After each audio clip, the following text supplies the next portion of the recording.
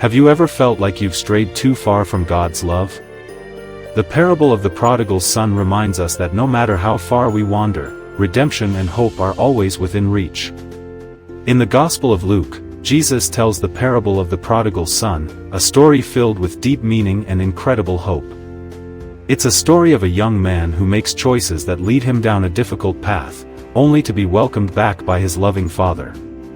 This parable is not just a story of a son, but a message of God's boundless mercy and love for all his children.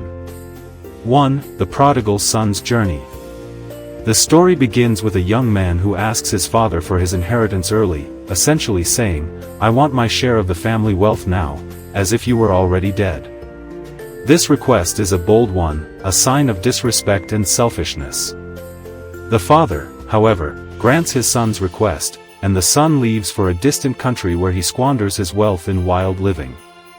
Eventually, a famine strikes, and the son finds himself in desperate need, even willing to eat the food meant for pigs. In this moment of desperation, he remembers his father and decides to return home, acknowledging his mistakes. In our own lives, we can sometimes stray away from God, pursuing our own desires and choices that lead us further from His love. We may feel lost, unworthy, or ashamed of our actions. Yet, the story of the prodigal son reminds us that we are never too far gone for God's mercy. 2. The father's unconditional love. The turning point in this story comes when the son returns home. The father sees him from a distance and runs to embrace him, welcoming him back without hesitation. He says, "For this son of mine was dead and is alive again. He was lost and is found." Luke 15 verse 24. The father's response is a powerful reminder of God's love for us. No matter how far we've strayed, God is always ready to welcome us with open arms. His love is unconditional, and His forgiveness is boundless. This part of the parable teaches us that no matter how lost we feel, God's love will always find us. He is waiting for us to turn back to Him, ready to embrace us with grace and mercy.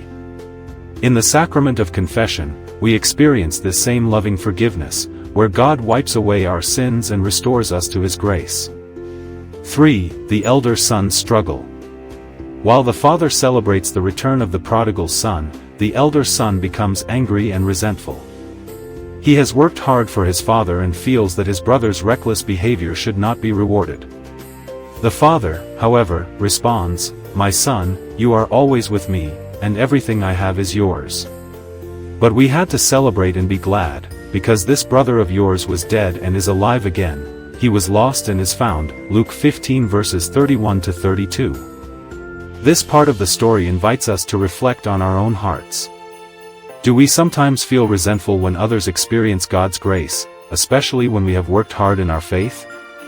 The Father's words remind us that God's mercy is for everyone, and there is joy when someone returns to the fold, no matter their past. We are all equally loved by God, and He desires to see all of us reconciled to Him. 4. A story of redemption and hope. The parable of the prodigal son is ultimately a story of redemption and hope.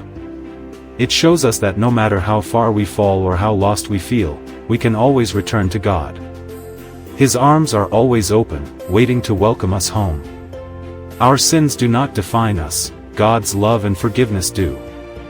As we reflect on this parable, let us remember that we are never beyond the reach of God's mercy. We are called to return to Him, no matter how far we have wandered, and trust in His love that heals and redeems. Just like the prodigal son, we are invited to experience the joy of being found and restored in God's grace.